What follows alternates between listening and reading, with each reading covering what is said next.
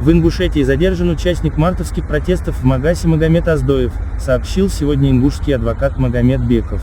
По его словам, Оздоев направлен в СИЗО Нальчика. Как писал Кавказский узел, 27 марта, после акции протеста в Магасе, произошли стычки активистов с правоохранителями. По данным Следственного комитета, травмы при этом получили 10 силовиков.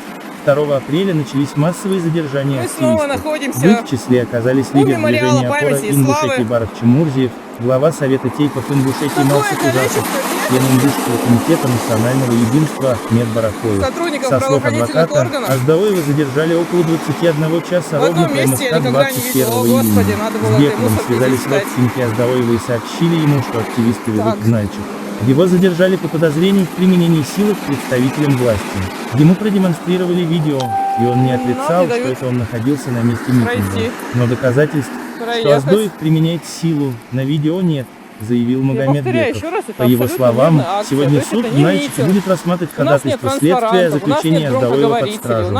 Адвокат его в суде. У Оздоева 4 детей, запрошены их свидетельства о рождении и характеристикам. Сам он дал показания, что был на митинге, но силу к полицейским не применял, рассказал Магомед Беков.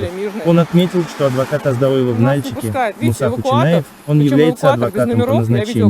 Материалы о преследовании активистов в регионах Юга России и Южного Кавказа Кавказский узел размещает на тематической странице преследования активистов.